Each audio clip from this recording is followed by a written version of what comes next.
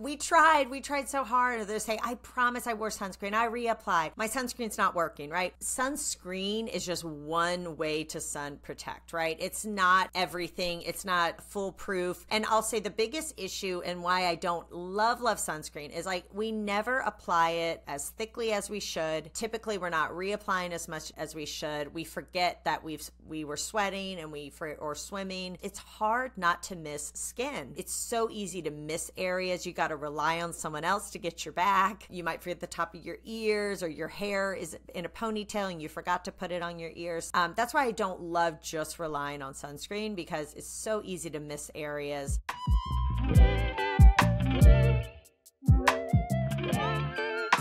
Dr. Mina is a double board certified dermatologist, Harvard trained. She's also a dermatologic surgeon. She is a leading expert in skincare and skin health, and she's also the host of her own podcast, the Skin Real podcast. I wanted to specifically do this video to touch on some of the summer skincare myths that I see all over social media, and also talk a little bit about how to best care for our skin during these really hot, humid summer months. So if this sounds like something you need, tune into this episode. So Dr. Mina, thank you so much for being here today. You are very accomplished and I know very busy, so thank you for taking the time. Oh, absolutely. I love to talk about skin with another podcaster and skin enthusiast, so thanks for having me. Yeah, absolutely. So I kind of want to focus our conversation on skin health in the summertime and maybe some summer skin myths that we might be seeing. But first, can you tell the audience a little bit about your career journey? Because it's pretty impressive. So I would love for them to hear it.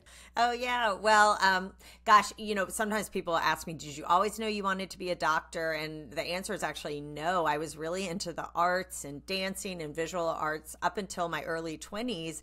And then I realized actually I wasn't going to have a long and illustrious career as a ballet dancer. And so I pivoted and always knew I liked science and decided to go to medical school.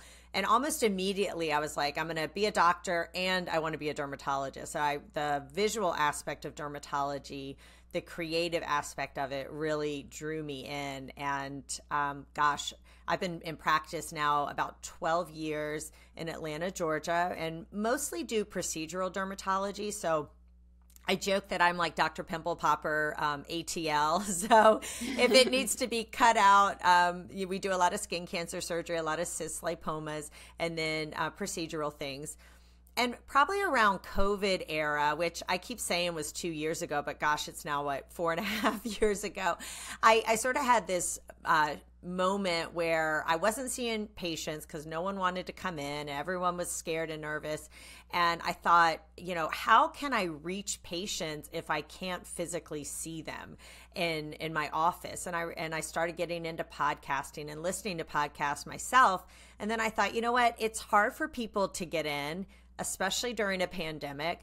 And so I just felt the need to be putting really good skin information and education out there as a dermatologist, because I felt like there was a lot of noise out there, people putting out skin information who really didn't have the education or knowledge, and giving people bad information, sometimes even dangerous. So that's kind of, I started it about 2 years ago, my podcast, The Skin Real, and just enjoy talking to other dermatology providers and people who have interest in skin health. And also I find I talk to a lot of people about things that maybe on the outskirts don't really seem skin related, but I really feel like taking care of your whole body makes your skin look better and makes you feel better. And so everything's all kind of interconnected. So it's been a lot of fun. I get to meet a lot of cool people like you and other skin enthusiasts, and it's just been a lot of fun. I love that you mentioned that, because that's absolutely my approach too. I think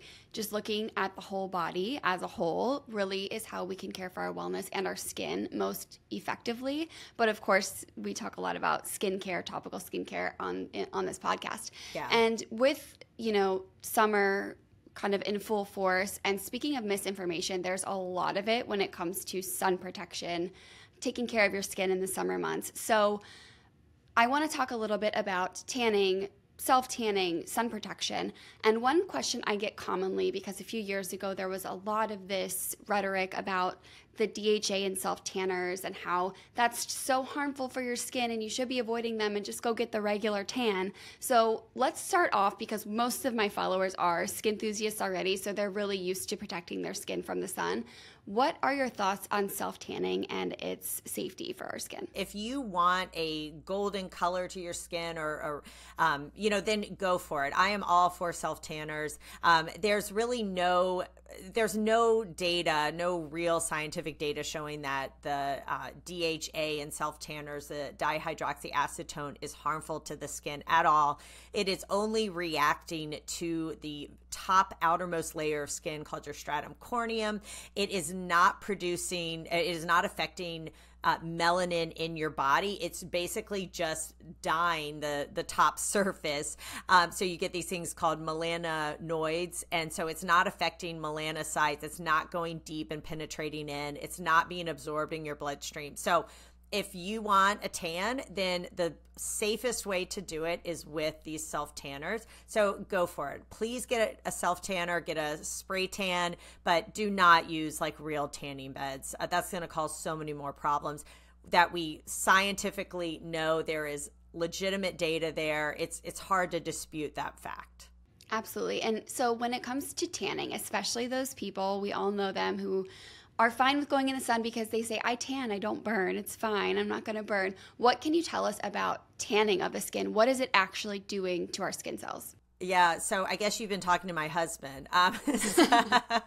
So yeah, I hear that a lot. And it's actually, I feel like sometimes it goes one of two ways, because the people who have very melanin rich skin, a lot of times I find they are very good about sun protection and sit in the shade and they wear sunscreen all the time. But then there are other people, and maybe not, maybe sort of mid melanin, what we call skin type 3 or 4, who are like, no, I tan, and they get this golden color.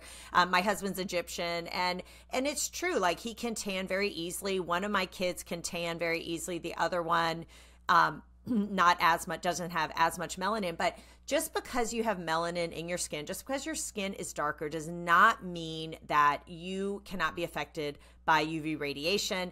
You can still burn. I see this a lot, actually. Even dark skin, I mean, even unless you're the darkest, most skin type, can burn with enough exposure. It just takes longer.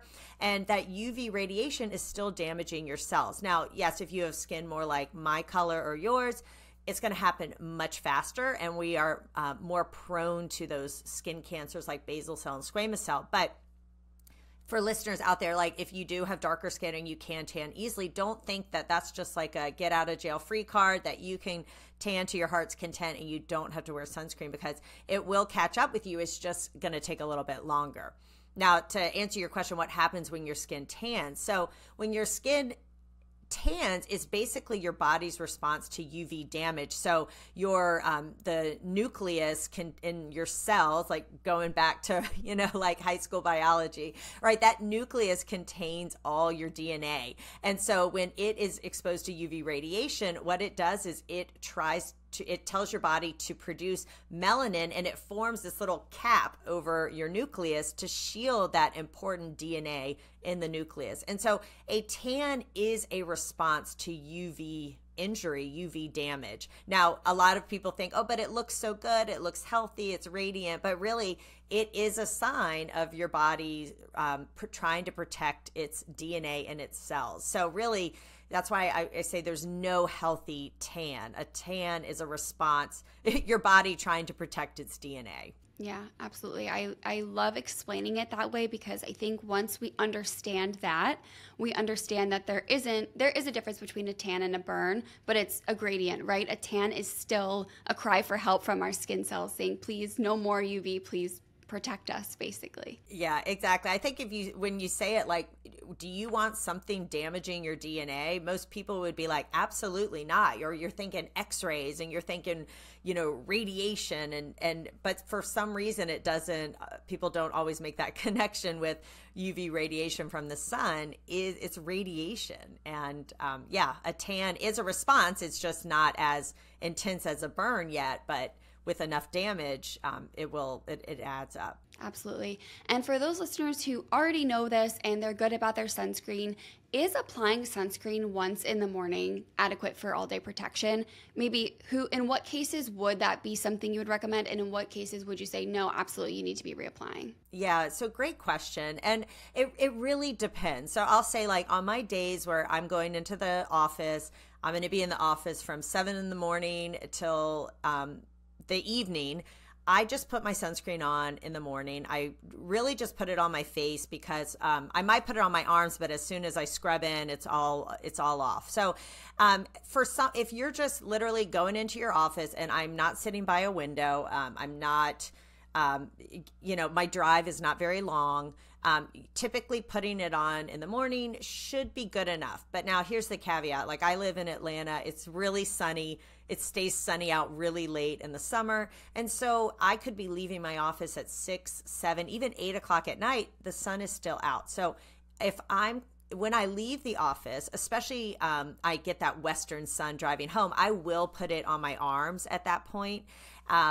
I may reapply on my face as well. If I'm going to be taking my kids out somewhere or walking, then I'll reapply. I'm a bit like, I don't love wearing sunscreen, I have to admit. Like, nobody wants to, you've done your makeup, right? Like, you don't want to have to put more sunscreen on. So one thing I'll do is I always have a hat. So to me, I'd rather wear a hat than necessarily, if my makeup's looking good, put sunscreen over my makeup. So it really depends, but once a day may be enough if you are not spending significant time outside and you're not sitting by a window, then you might be fine with just once a day. But the times where you need to reapply are when you're outside for hours at a time, you're playing tennis, and then you're going to sit outside and have lunch, or you're at the beach. And I think most people get the beach, right? Like, they know, oh, I'm at the pool or I'm at the beach. I'm going to be really good. I'm going to reapply every 2 hours or after swimming.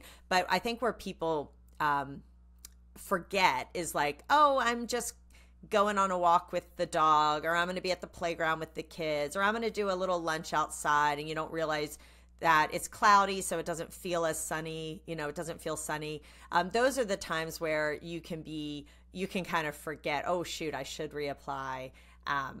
So yeah, those are the times to want to make sure to reapply. But I don't know, what are your thoughts on that? So I really tell my patients, especially, it depends on your skin concerns. So if you're someone who is just looking to protect your skin from skin cancer, as you said, it's probably not as important that you're reapplying if you're inside. But I struggle with melasma. I have since I was in my early 20s. So I am very diligent about reapplying. I try to wear tinted sunscreen if I'm going to be by a window, walking the dog, anything like that. I'm very diligent about reapplying, but I like to tell my patients it really depends on your concerns. I don't want someone to feel like they have to reapply their sunscreen every 2 hours to prevent skin cancer if they're working inside in an office, because I think there's a little bit of that fear. So I always have that conversation with my patients, and that's kind of how I approach it. And for myself, I'm pretty diligent about it just because I have that melasma that is UV and light sensitive. Yeah, certainly. Yeah, if you've got melasma, you do need to be more vigilant and be extra careful. But I love sun protective clothing. I am a big fan of that. So, like, I have my hat on. I even have gloves. I know it's not sexy. It's kind of embarrassing to say, but I do have started wearing, like, gloves when I drive, because when I'm driving home, I feel that intense Atlanta sun just beating through the windows. And so I think if you are either really prone to burning or have melasma, then taking an extra set of precautions by wearing actually protective clothing can be really helpful. That's actually one of my other questions for you, because I see this a lot in the summer months, and I'm sure you do too, where there's kind of this false sense of security with sunscreen. People feel like, oh, I'm going to be at the beach, or I'm going to be at the pool, I'm just going to wear my sunscreen, maybe apply it once, or maybe they do reapply, but sometimes that's still not enough for various reasons. So can you tell us a little bit about maybe some other measures we can take and why sunscreen is sometimes not 100% effective at protecting us. Oh, yeah. And I'm sure you see this in the summer too, right? Like your patients come in and they're sunburned, or my staff will come in, or my children. And we're like, we tried so hard. Or they're saying, I promise I wore sunscreen. I reapplied. My sunscreen's not working, right? And so, yeah, this is super, super common. And a couple things happen. One is, I like to talk about sun protection. And if you can think of like sun protection being up here, sunscreen is just one way to sun protect, right? It's not everything. It's not, foolproof. And I'll say the biggest issue and why I don't love sunscreen is like we never apply it as thickly as we should. Typically, we're not reapplying as much as we should. We forget that we were sweating and or swimming, and it's rubbed off. And the other thing is, it's hard not to miss skin, right? Like I've had it too, where I thought I rubbed it in, I missed a little area right where my clothing is, or right at my waistband. It happens all the time. The top of your feet, right? Like people forget that, or their feet have been in the water and they don't really recognize that, and then the tops of the feet are burned and the rest of the body's okay. So I find that it's so easy to miss areas. You got to rely on someone else to get your back. You might forget the top of your ears, or your hair is in a ponytail and you forgot to put it on your ears. So that's why I don't love just relying on sunscreen, because it's so easy to miss areas. It's almost like guaranteed you're going to miss one little area, right? So again, that's where the sun protective clothing I'm a big fan of, especially on those days where I know I'm going to be at the beach for 6 hours at a time. I love a rash guard. I love a hat. I love sunglasses. It's just easier than having to remember to reapply all over, super thick, you're sandy, sitting in the shade. So when I'm at the beach or at the pool, I just find a seat that's under an umbrella where I'm not in the direct sunlight. I'm still warm. I'm still enjoying the day, but I'm not like roasting out there like on a spick. So those are kind of like what I recommend. Yeah, that UPF clothing is great, especially with children, because no one wears enough sunscreen. No one rubs it in on every little area. You're bound to miss a spot. And I do find like on cloudy days, people are like, oh, I'm good. Like it doesn't feel that hot. I don't feel the sun on me. But people forget like the clouds are not this opaque structure where the rays can't go through. They actually can. So those are the days I think people get in the most trouble, because there's that sense of, oh, it's not really sunny. Yeah, absolutely. And I find in Miami too, when the winter months come around, people get a little neglectful with their sunscreen because it doesn't feel as hot, but it's still beautiful and sunny. So I see a lot of that where maybe it's a 65 or 70 degree day that someone's spending at the beach and they end up frying because they're not protecting themselves because they don't feel warm.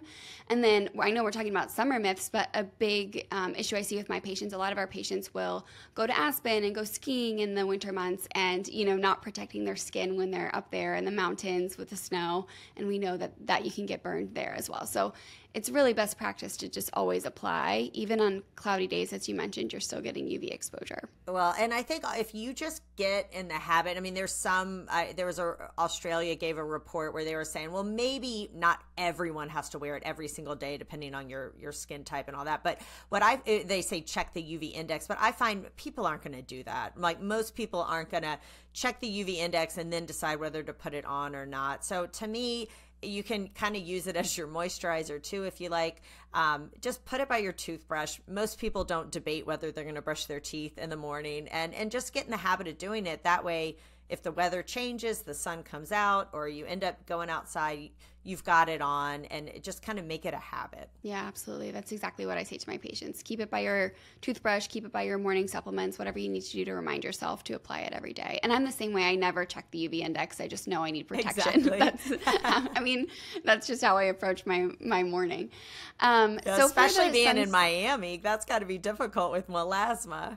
Yeah, it's very difficult, especially with the heat, because, no matter how, I'm still just hot all the time, especially in the summer. You can't avoid it. So my melasma flares no matter what. I just kind of have to be okay with it. So for the sunscreen naysayers out there, of which I think very few listen to this podcast probably, but just so that we cover our bases, Does regular everyday sunscreen use that most of us kind of employ in our routine actually affect our ability to synthesize vitamin D?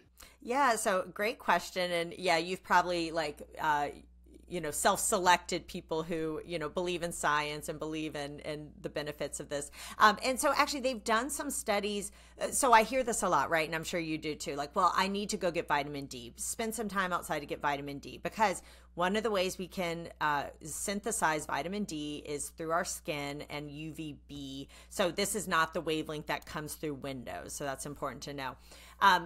But they've done actual studies where they've looked at people who wear sunscreen and people who don't, and they have not found a difference in vitamin D levels. So I think there's this false sense of, well, I will just get vitamin D. That's why I don't wear sunscreen. But here's the reason why you're probably, even if you wear sunscreen, still synthesizing vitamin D in your skin, because typically we're not putting it all over every single part of our body that's exposed, right? I know, like in the mornings, I won't necessarily do my arms because I know I'm just hopping in the car. It's early. And so, or you may do a quick walk outside for lunch or whatever, but people aren't putting on sunscreen thickly enough. They're not covering their entire bodies. But it does depend too where you live. But also, as we age, we cannot synthesize it in our skin as well. And so relying on that is not effective. And then if you have darker skin, so if you have more melanin in your skin, you probably can't synthesize it very well anyways, period. And so it's hard to know what's the safe threshold to be in the sun for someone like you or me to synthesize it. And really the smarter option is to get your vitamin D level checked, because you may be low, you may not be, so see where you lie. And then supplement, because a lot of the food we eat, a lot of people don't get it simply from that. We just don't eat enough of the types of fish or egg yolk or milk that will give us the vitamin D. So for a lot of people, you do need to supplement, and you probably need to supplement more than what's just in your multivitamin. So my advice is just get your levels checked and then supplement.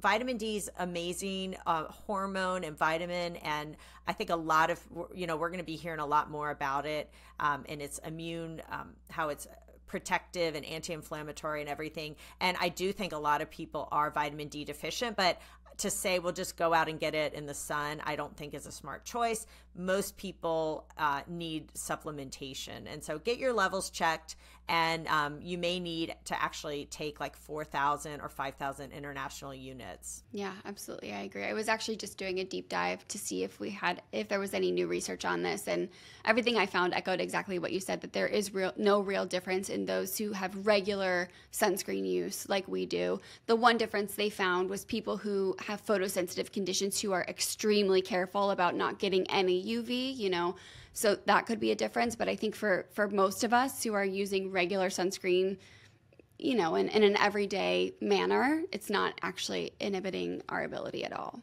which is good to know. It's comforting to know. I still have to supplement anyways, but I think I would regardless. Again, I'm like you. I don't always put it on my arms. I'm like a face, neck, and chest always, and the rest only if I'm at the beach kind of person. And as a skin cancer surgeon, what are some areas you're seeing? You're doing maybe a lot of skin cancer surgery, areas of the body that people are missing with their sunscreen? I know you mentioned it a little bit before, but what are maybe like 3 to 5 places that you see the most? Gosh, so a lot on the ears. So this is an area where I too will, I don't necessarily always remember to rub it inside my ear, in the area we call the contralateral. So we see it there. And that's why I love a hat with a brim, right? A baseball cap is going to miss that. Men, we see it all the time on the tops of their ears, but I actually just saw a woman with a basal cell on the top of her ear because, right?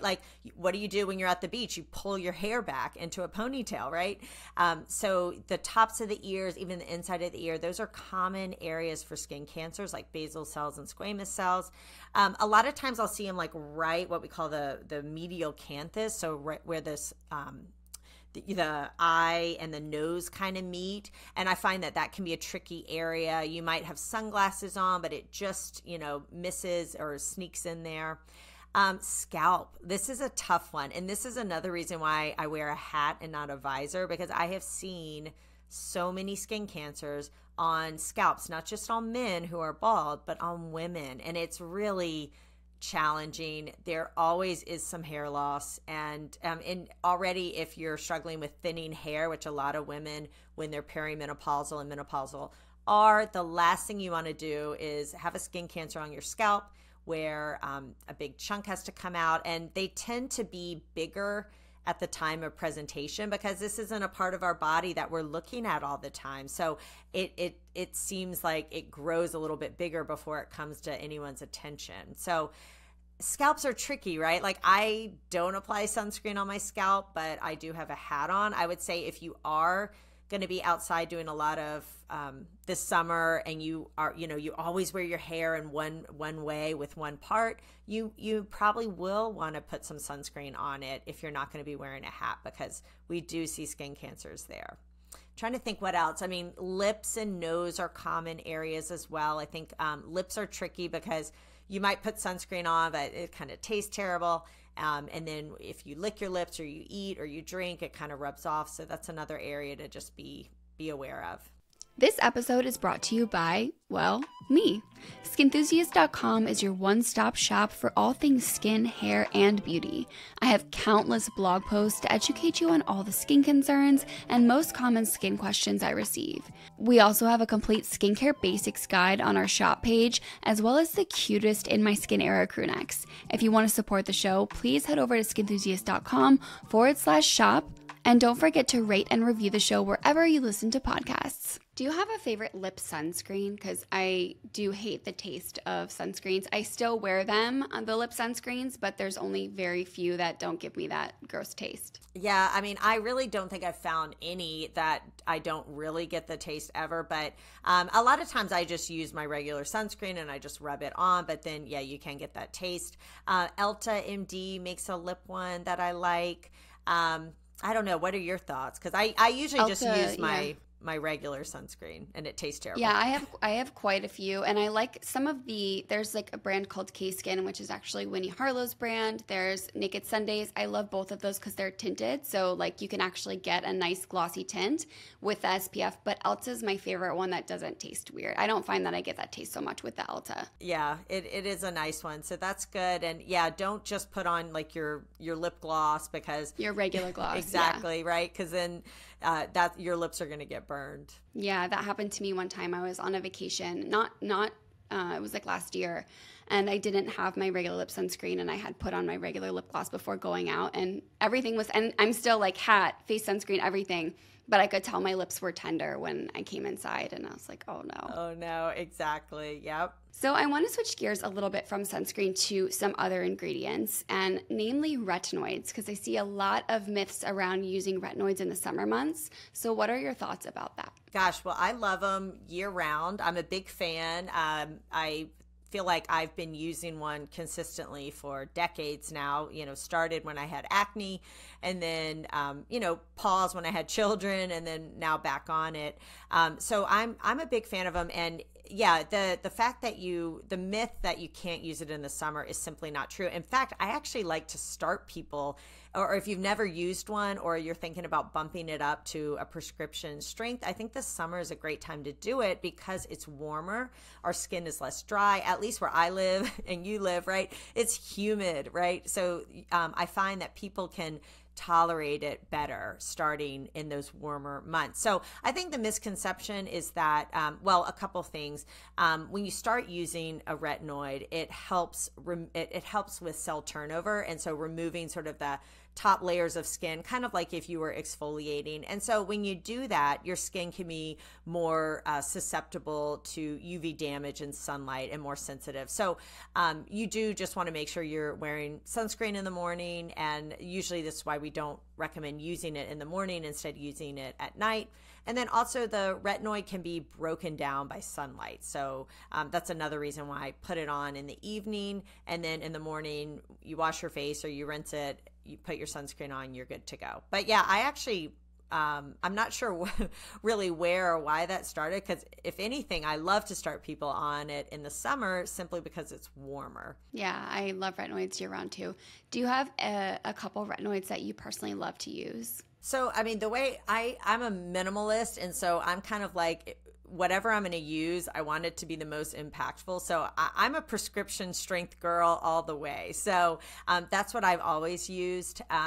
You can go up to pretty high. Now I'm sort of at a mid strength, and I kind of mix it with my moisturizer. But yeah, I mean, I sort of feel like if you can, the goal should be prescription strength if you can. But if you're nervous about that, or you want to start with over the counter, there's so many products out there. Like Rock makes some. Gosh, now I'm blanking on names. Like all of them, La Roche-Posay, Neutrogena. They all make some. Try them out. I also think if you're not quite ready for prescription strength, try adapalene. I think that's like a good middle of the road strength, because it's stronger than a retinol, which are your over the counter ones, but it's not as strong as a retinoid. But I think I really think most people can tolerate even the prescription strength ones if you follow a few tips, like don't put it on wet skin, use a tiny amount. We say pea size amount. It doesn't have to be a pea. You could use less, and don't use it every night. Like, you don't have to do it every night. Mix it with the moisturizer if you want. Do the sandwich technique. So there are lots of ways to be able to safely use it. And I joke, like, I titrate to a little bit of flaking, because then I know I'm getting like the perfect amount, like not too much flaking, but just a smidge. And then I know I'm right there at that peak level. That's so funny. I recommend all those same tips. And I always say I have come across very few people who truly, truly cannot tolerate a retinoid. When you're following all the right steps, almost everybody can tolerate a retinoid. And they're such an incredible ingredient. I mean, aside from sunscreen, they're the most efficacious anti-aging skincare ingredient that we have. So yeah, absolutely. Yeah, if you can, I mean, yeah, really just go big if you're going to do it. Yeah. So what are your recommendations for those with acne who find that they flare in the summer months because they're layering on sunscreen, because they're sweating? How might you adjust their routine, or just what are your general tips? Yeah, so summer is interesting because some people with acne will find that their acne gets better from sun, and then other people, to your point, will say, oh my gosh, like I'm sweating more, I'm hot all the time, and I'm getting more breakouts. And I find people will get breakouts in areas other than their face, right? They'll get it on their back, they'll get it on their backside, right? Like their butt. So if you, and I guess it depends on what kind of acne, but if you're getting like those red bumps or those cysts, then I really love a benzoyl peroxide wash. And I like the wash because if anyone here has ever used benzoyl peroxide and dotted it on, you think you wash your hands, your towels are bleached, right? So it will bleach. So I do prefer the wash. I also think it just works better on your back or your backside. You can use it on your face as well, but I think that works nicely.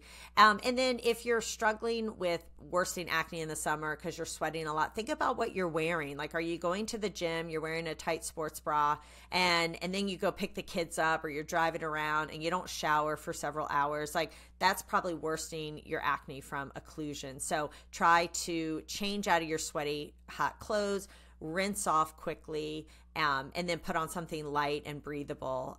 That can be a tip to help with acne, especially like back and backside.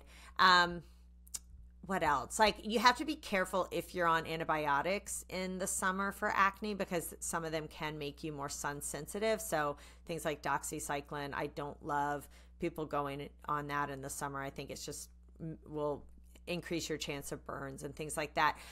Get on a retinoid if you are not. And if you're on a over-the-counter strength, maybe it's time to bump it up to something stronger. And then think about what you're actually putting on your skin. I know, as someone who struggled with acne, all I wanted to do was cake on makeup to cover it, and it never does. And it makes it worse. So make sure the products that you are using say non-comedogenic. There's really great sunscreens out there, really light ones. So if you tend to have oily skin, get a light one, get a non-comedogenic one. Avoid oils. Like, your friends may be using essential oils or using thicker products, but if you are struggling with acne, you most likely have oily skin, you really need thinner products. You don't need as much. try to forego the makeup or anything that could be kind of clogging your pores. So try to keep it just really simple and light for your skin. Do you have a favorite oil-free sunscreen that you recommend for your patients? I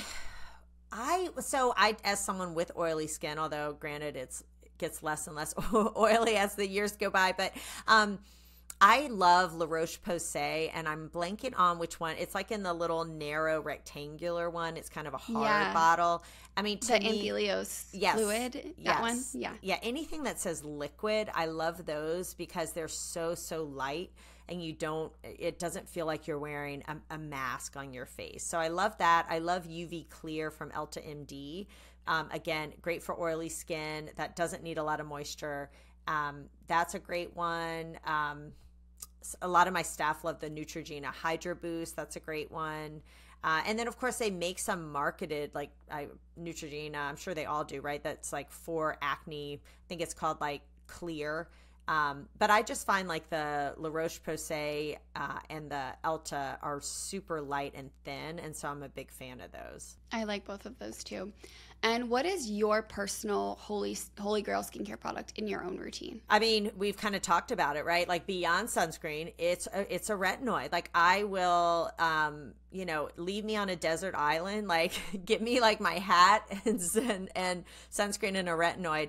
I don't do a lot of like devices on my skin and peels and things like that, but like a retinoid for collagen boosting and making your skin even, I love it. So for like a product, that's like my number one. That really, if you're 35 and older or you're done having your kids, like it's time to kind of get on one of those, and your skin will be thanking you in 10 or 15 years, as you've gotten used to it and you've boosted that collagen. So yeah, what's yours? What's yours? Oh, I mean, I think it's hard to – a sunscreen and a retinoid always are going to be holy grails. I also really love the Dr. Dennis Gross peel pads. Actually, years ago before I worked in dermatology when I had acne, the extra strength are what cleared me up. I had cystic acne on my cheeks. I didn't – it was not top of my mind to go to a dermatologist, and that's what cleared up my skin. So they always have a very special place in my heart. I really can't use them too often now because I'm on the daily retinoid, and also my skin's just become more sensitive as I've gotten older. So I can use it, here and there, but I've had to go down. They have 3 strengths. I've had to go down. I do love. What's the active ingredient? So the first pad is a blend of acids, many different acids. There's AHA, there's salicylic acid in there. And then the second pad has retinol in it and some other like soothing ingredients to kind of counteract any irritation that you might get from the peel. So it is strong. Like I said, the strength, the higher strength one, I can't really use that much anymore. But at the time when my skin was really oily, I was having that cystic acne, it really did the trick. So I always say they have a special place in my heart because of that. It was a really, trying time. I had never had acne before. All of a sudden I'm 25 and my acne is horrible. I didn't want to leave the house. So that product is definitely a holy grail for me. That'd be great for acne in the summer too. Yeah, I didn't mention salicylic acid, but that's like a great option as well. Yeah, in the summer months, I always say that, like, if you're already on a consistent retinoid and then something, you start to notice a little bit more, especially those, open and closed comedones, a little bit of salicylic acid is really nice. Mm-hmm, absolutely. Yeah. What and any other holy grails? Oh my gosh, I have so many. I'm such a skincare junkie, which is ironic because my skin is so sensitive. I have to be so careful, and I really am simplistic in my routine. Like I'm 3 to 5 steps in the morning, 3 to 5 steps at night. Most days it's closer to 3.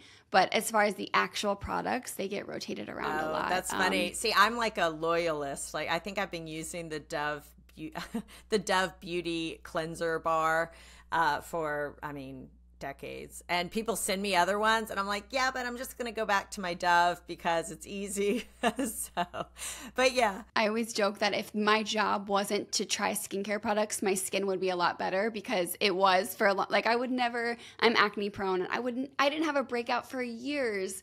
And now, of course, I have to test products, and every now and again I'll get a breakout, and I'm like, it's this darn job. If I could just use the same 3 products every day and every night, I'd be fine. But it does help me, discover new products, exciting products. And I really like to give options for many different skin types. And even if it's not necessarily right for my skin type, I'm more dry, I like to still test it out just to make sure I kind of give it my stamp of approval.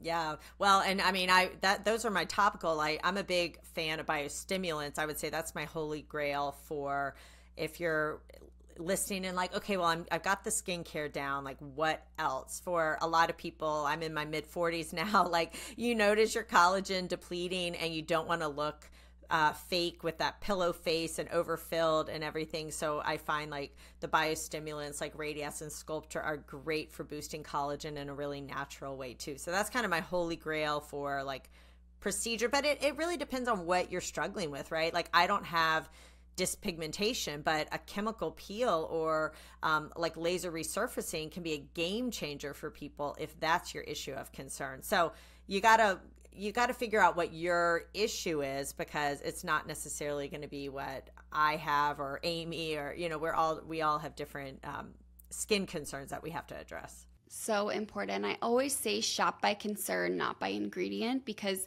these ingredients go through these waves where they get totally overhyped on social media. And you're like, you get to a point where you're like, I don't even know why I'm using this. I'm just using it because 5 influencers said it's an amazing ingredient. But instead, if you shop by the concern that you're having, it's so much more likely to be effective. Oh, yeah. I have a funny story. I have a friend who was like, okay, I want you to go through my skincare routine and tell me what I'm doing wrong or what I need. And she's listing all these things for acne. And I'm looking at her and she doesn't have acne. And so I was like, well, I was like, do you get acne? And today's a really good day. And she's like, oh no, I don't get acne. I'm like, well, all your products are for acne. And so she was just doing what you were saying. Like she was going by what she heard or a friend or an influencer. And so she thought, okay, yeah, I need salicylic acid. I'm like, well, I mean, you don't have acne or comedone, so like, I think you're good. I don't think you need that. So yeah, figure out what and I talk about this in a lot of my podcasts, and I have like a PDF for people, like figure out your skin needs and then figure out your skin goals, because you may be someone who's like, I want so simple, I'm never going to do cosmetic stuff. Or you're like, give me everything out there, you know, so you have to pair what your skin needs and what your aesthetic goals are. And then that's how you create your habits. Don't just blindly follow what someone else is doing. Absolutely. I echo that completely. And a couple last questions. What is your most underrated skincare tip? Underrated would be, and it's not sexy, it's consistency. So often, and like you were kind of alluding to, right? Like you try different things, and so often people will get so excited by this new product. Everyone's talking about hyaluronic acid. Oh, now we're talking about niacinamide. Now we're talking about whatever. And so you go and you buy these things. The products look amazing. Your friend recommends it. And we're using all this stuff, but and then we don't see the results. And so then we switch and we go to the next one, right? So like that shiny object syndrome. So I find that people are using too many products and they're not using them consistently to get the best results. So with skin, it's not overnight, it's not quick fixes. So look for, make sure the active ingredient is something that you really need, and then stick with it and don't get distracted by what other people are doing or using. And if it works for you, stick with it. You do not have to keep like bouncing around, shopping around, and your skin will likely change throughout seasons of life, whether you're pregnant, nursing, menopausal, perimenopausal, whatever. And so you'll need to adjust at times, but find something that works, but really stick with it and give it a minimum of 6 weeks, if not longer, before you say, oh, that didn't work, I'm going to try something else. Absolutely. So for my acne patients, I see them at 4-week intervals until they're clear. And I always tell them that 4-week visit is just a cheerleading visit. You're probably not going to see a change. You're just going to come in and I'm going to encourage you, make sure you're not having any major irritation.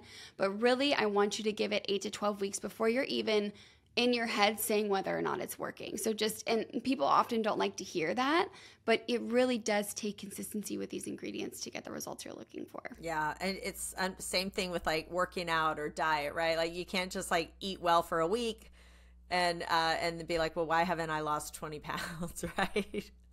Yeah. And very last question. If you could tell your younger self one thing, what would it be? Gosh, I mean, a lot of things. I joke, like when I was younger, I was doing so much like personal care. I showered every day. I washed my hair. I curled my hair. I put on a full face of makeup. Like I was doing all these things. I would spray tan. I'm like, I would just tell myself like, cut out, like I want all those hours those wasted hours of my life back in my 20s. Like I spent so much time trying to be skinny and pretty. Those were like my goals, like other than like going to med school and all that. Like, and now that I'm older and I feel like I have more like self-confidence and I don't care quite as much about what other people think. It's more in here that I would say like, you don't need to be doing all those things to validate yourself, and actually being strong and healthy is the goal, and focusing on things that really like improve your health. Like I wasn't sleeping well back then. I wasn't managing my stress. I was burning the candle at both ends. Like I wish I had done more self-care in that regards and focus less on sort of the external stuff,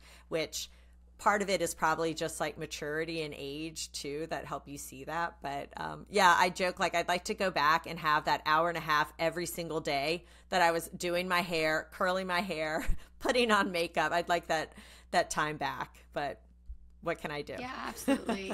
I'm glad that you said that too, because I think, you know, both of us being in this space and having podcasts where we're constantly talking about the way our skin looks and the health of our skin and the appearance of it, I think it can be easy for people externally to look in and think that that's all we care about. But in fact, it's such a small part of our life. You know, we of course care about skin health and the way our skin looks.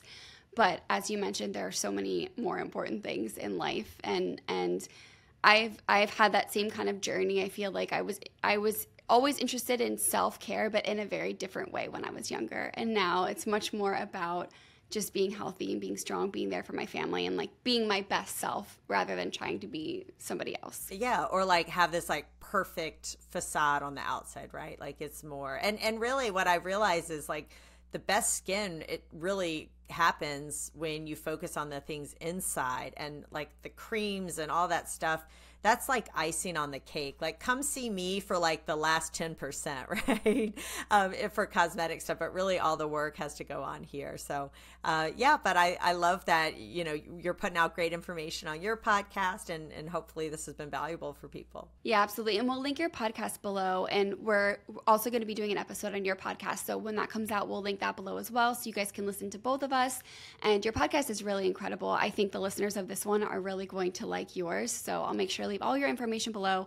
Thank you so much for coming on the show. I really appreciate you taking the time out of your busy schedule. Oh, awesome. And I can't wait to have you on the Skin Reel. So your listeners will be sure to tune into that. Absolutely. Dr. Mina was such a joy to chat with today. I really loved picking her expert brain all about how we should be appropriately caring for our skin during the summer months. As a skincare surgeon, I love to hear from her what she sees most with people missing their sunscreen myths, and how we can best protect our skin from the harsh UV rays, especially in the summertime. I also love that she touched on how to treat skin concerns like acne in the summer months, which often flares for people who are layering on sunscreen and sweating outside, and also how we can use our retinoids in the summer. As always, thank you so much for tuning in. If you enjoyed this episode, please share it to your stories on Instagram and tag me, and I'll be picking a few people to send a little box of Skin Enthusiast goodies.